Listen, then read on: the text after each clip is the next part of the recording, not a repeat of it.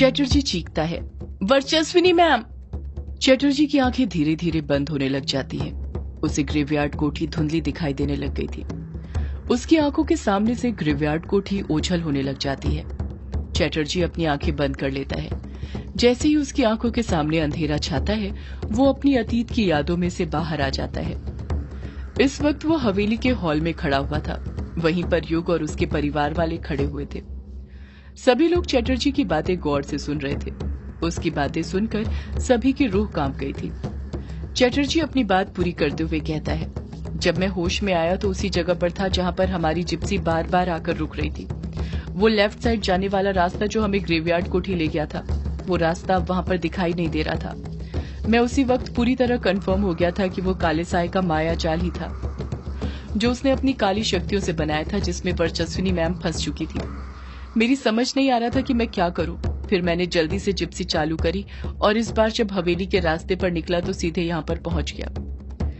इतना कहकर चटर्जी चुप हो जाता है। उसके चुप होते ही हवेली के अंदर एक गहरा सन्नाटा छा जाता है। चटर्जी की बातें सुनकर सबके होश तो उड़े ही थे, साथ में बोलती भी बंद हो गई थी।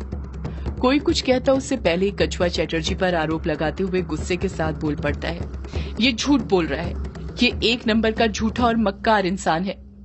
युग कछुए को समझाते हुए कहता है, ये तू क्या बोल रहा है कछुए, तू होश में तो है, इस तरह चटर्जी जी पर इल्जाम क्यों लगा रहा है। कछुआ अपनी बात पर अडिग रहते हुए कहता है, मैं अपने पूरे होशो हवास में हूँ युग, और मैं इस चटर्जी पर एकदम सही इल्जाम लगा रहा हूँ। इस चटर्जी ने ही कुछ किया है। ये जानबूझकर मेरी वर्चू को उस काले साई के पास ले गया है, वरना इन्हें शाम को निकलने की जरूरत ही क्या थी। जिस वक्त तूने बताया था उसी वक्त निकल जाते सुबह सुबह। चटर्जी अपने निर्दोष होने की गवाही देते हुए कहता है, मैंने फोन पर बताया तो था कि वर्चस्विनी मैम के कुछ टेस्ट बचे हुए थे। ऐसे ही बिना डॉक्टर की इजाजत के मैं उन्हें कैसे ले आता, और उन्हें कुछ हो जाता तो उसका जिम्मेदार कौन होता। और वैसे भी जितनी तुम लोगों को वर्चस्विनी मैम की फिक्र है उतनी ही मुझे भी है। मैं भला उन्हें नुकसान क्यों पहुंचाऊंगा, जानबूझकर उस काले साई के पास क्यों ले जाऊंगा। कछुआ चटर्जी को घूरते हुए तुरंत दहाड़ते हुए बोल पड़ता है, क्योंकि तू उस काले साई के साथ मिला हुआ है, उसने तेरे ऊपर जरूर कुछ किया है, मैं सब समझ रहा हूँ। वरना तू ही बता, उस काले साई ने तुझे कुछ क्यों नहीं किया, तुझे क्यों छोड़ दिया। कछुए के सवालों ने सबको चटर्जी पर शक करने के लिए मजबूर कर दिया था। चटर्जी ना में अपना सिर हिलाते हुए कहता है, मुझे नहीं पता, मुझे कुछ नहीं पता कि उसने ऐसा क्यों किया। कछुआ चटर्जी की आंखों में झांकते हुए कहता है, तुझे कैसे कुछ पता होगा चटर्जी, तू उस काले साई के साथ मिला हुआ जो है। युग पुरानी बातें याद करते हुए बड़बड़ा पड़ता है, चटर्जी, पिछली बार जब तुम अपने 4 साथियों के साथ ग्रेवयार्ड कोठी में घुसे थे तो उस काले साई ने तुम्हारी चारों साथियों की बलि चढ़ा दी थी ना, लेकिन तुम्हारी नहीं चढ़ाई थी। तुम वहां से भाग आए थे, भाग के आए थे, उसने तुम्हें जाने दिया था। जैसे ही युग ये वाली बात बोलता है, अब सिर्फ कछुआ ही नहीं बल्कि कमरे के अंदर मौजूद सभी लोग चटर्जी को शक की निगाहों से देखने लग जाते हैं। सभी लोगों को लगने लग जाता है कि चटर्जी उस काले साई के साथ मिला हुआ है। सभी लोग एकटक नजर से चटर्जी को ही घूरे जा रहे थे। चटर्जी वहां पर मौजूद सभी लोगों को बारी बारी देखते हुए कहता है, तुम लोग मुझे ऐसे मत देखो, मैं सच कहता हूँ, मैंने कुछ नहीं किया है, मैं उस काले साई के साथ नहीं मिला हुआ हूँ। कोई चटर्जी के पक्ष में कुछ बोलता उससे पहले ही कछुआ चटर्जी की बातों को नकारते हुए कहता है, इसकी बातों में मत आना तुम लोग, ये चटर्जी बहुत शातिर है, ये हमारे साथ खेल रहा है, ये सब उस काले साई और इस चटर्जी की ही मिलीभगत, ये उस काले साई के साथ मिला हुआ है। चटर्जी भी गुस्से के साथ बोल पड़ता है, मैं उस काले साई के साथ नहीं मिला हुआ हूँ, कितनी बार बोलूं मैं ये बात।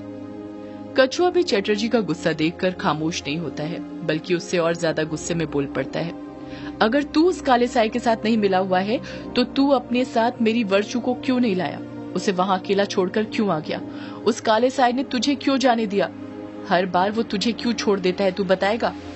चटर्जी खामोश रहता है। इस बार वो पलटकर कुछ जवाब नहीं देता है। सच तो ये था कि उसे खुद नहीं पता था कि हर बार काला साया उसे क्यों छोड़ देता था, उसे क्यों एक खरोच तक नहीं पहुंचाता है। चटर्जी भी इन सब के बारे में सोचने लग गया था। इन सवालों के जवाब वहां पर मौजूद किसी के पास नहीं थे। सब लोग चटर्जी को बस शक की निगाहों से देखे जा रहे थे। जैसे जैसे कछुआ चटर्जी को देखे जा रहा था, उसके अंदर का गुस्सा बढ़ते जा रहा था। वर्चस्विनी की फिक्र ने उसके अंदर गुस्से का रूप ले लिया था। और उस गुस्से में वो भूल जाता है कि चटर्जी एक पुलिस वाला है। प्यार में आशिक ऐसे ही पागल हो जाते हैं, वो सब कुछ भूल जाते हैं। उनके लिए दुनिया कोई मायने नहीं रखती है और आज वर्चस्विनी के लिए कछुआ भी चटर्जी का ओहदा भूल गया था। अगले ही पल कछुआ चटर्जी की कॉलर पकड़ते हुए कहता है, बोल तूने मेरी वर्चू के साथ क्या किया? तू क्यों उसे वहां पर ले गया था? चटर्जी अपना कॉलर कछुए की पकड़ से छुड़ाते हुए कहता है, मैंने कुछ नहीं किया कछुआ, छोड़ मुझे। कछुआ चटर्जी का कॉलर पकड़ा ही हुआ था कि तभी कछुए की नजर चटर्जी की शर्ट पर पड़ती है और वो देखता है कि उसका शर्ट खून से भीगा हुआ था। कछुआ घबराते हुए कुछ डरते हुए कहता है, ये खून कैसा है? कहीं ये मेरी वर्चू का खून तो नहीं? बोल तूने मेरी वर्चू के साथ क्या किया? क्या किया मेरी वर्चू के साथ? चटर्जी हड़बड़ाहट के साथ बोल पड़ता है, मैंने वर्चस्विनी मैम के साथ कुछ नहीं किया कछुआ। ये खून वर्चस्विनी मैम का नहीं है। वो तो मैं यहाँ आ रहा था तो बारिश होने लगी और वो कोई ऐसी वैसी बारिश नहीं थी, खून की बारिश थी। मेरी बात का यकीन कर, ये उसी बारिश का खून मेरी शर्ट पर लगा हुआ है। चटर्जी के सच कहने पर भी कछुए को उसकी बात पर यकीन नहीं होता है। वो चटर्जी का कॉलर पकड़े रहता है और बार बार उससे चीखते हुए पूछते रहता है, बोल तूने मेरी वर्चू के साथ क्या किया? क्या किया तूने मेरी वर्चू के साथ? चटर्जी बार बार अपना कॉलर छुड़ाते हुए अपने बेगुनाह होने की गवाही दे रहा था, पर कोई भी उसकी बातों पर यकीन नहीं कर रहा था। सब चटर्जी को ही दोषी समझने लग गए थे।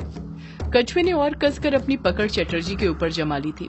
मामला ज्यादा बिगड़ता उससे पहले ही अभिमन्यु उन दोनों के बीच आ जाता है और उन दोनों को छुड़ाते हुए कहता है, छोड़ कछुए, ये तू क्या कर रहा है? पागल हो गया है क्या?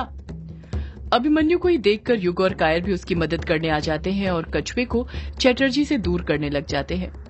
कछुए को अभिमन्यु और कायर ने पकड़ कर रखा हुआ था तो चटर्जी को युग ने पकड़ कर रखा हुआ था।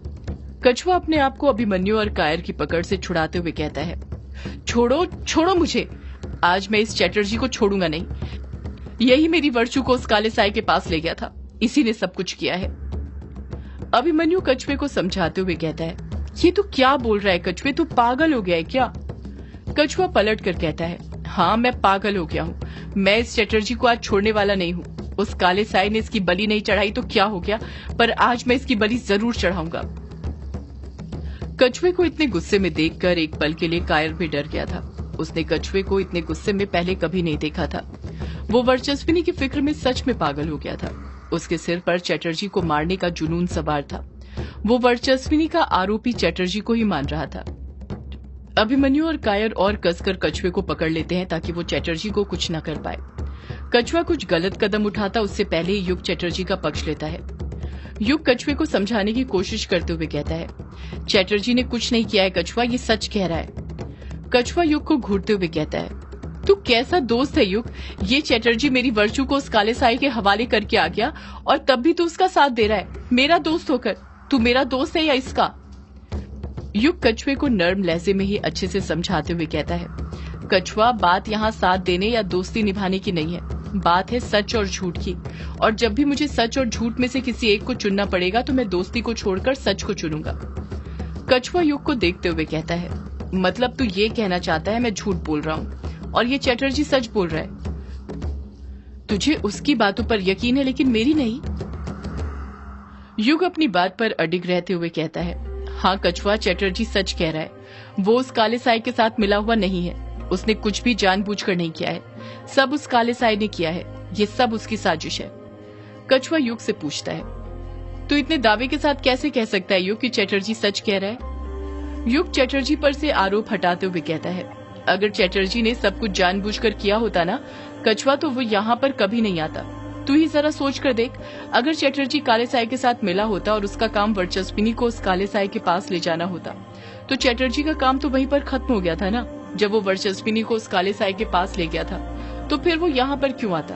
क्यों हमें बताता कि उस काले साए ने वर्चस्विनी को अपने माया जाल में फंसा लिया है? युग के कहने पर कछुआ भी इस बारे में सोचने लग गया था। उसका गुस्सा शांत होने लग गया था। युग अपनी बात आगे जारी रखते हुए कहता है, चटर्जी यहाँ पर आया क्योंकि उसे हमारी मदद की जरूरत थी। वो जानता था कि हम ही कुछ कर सकते हैं और तू है कि उसकी बातों पर यकीन करने की जगह उल्टा उसी पर शक कर रहा है, उसी पर इल्जाम लगा रहा है। तो कैसे ये बात भूल सकता है कि चटर्जी की वजह से ही हम उस झरने तक पहुंचे थे? अगर चटर्जी वो अपराजिता का पेड़ नहीं ढूंढता तो हम कभी उस झरने तक नहीं पहुंच पाते, न ही यामिनी को उसका शरीर मिलता। युग की बातों से अब कछुआ भी सहमत होने लग गया था, पर चटर्जी के खिलाफ उसके मन में एक सवाल ऐसा था जो उसे ये सच्चाई कबूल नहीं करने दे रहा था। वही सवाल उसके मन में बार बार घूम रहा था जो उसे परेशान कर रहा था। अगले ही पल कछुआ वो सवाल युग से पूछते हुए कहता है, युग मैं तेरी सारी बात मानने के लिए तैयार हूँ, बस मेरे एक सवाल का जवाब दे दे। युग झट से पूछता है, कैसा सवाल कछुआ? कछुआ जवाब देता है, यही कि वो काला साया कभी इस चटर्जी को कुछ क्यों नहीं करता है, उसने उस दिन इसकी बलि क्यों नहीं चढ़ाई।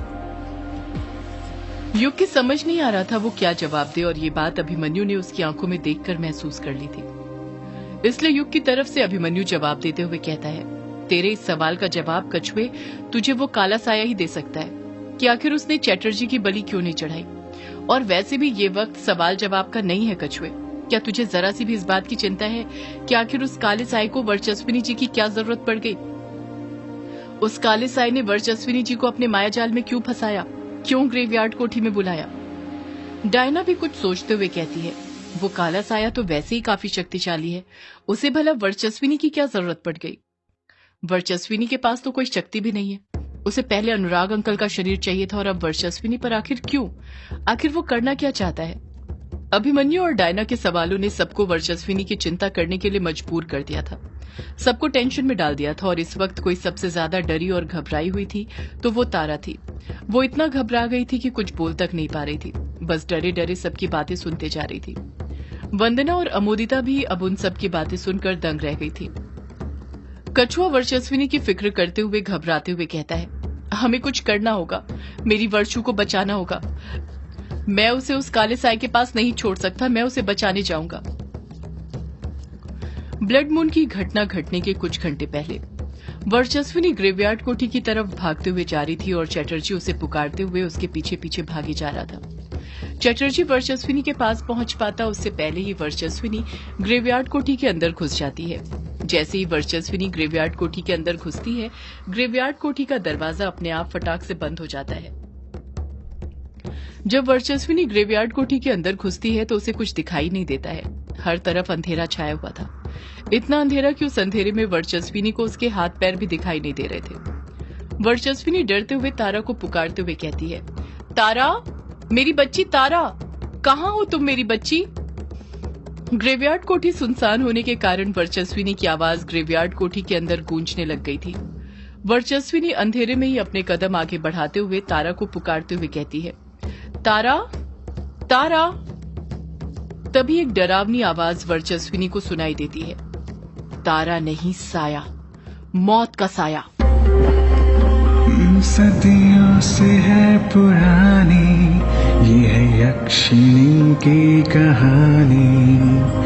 यक्षिणी एक आग है, यक्षिणी तेरा ख्वाब है।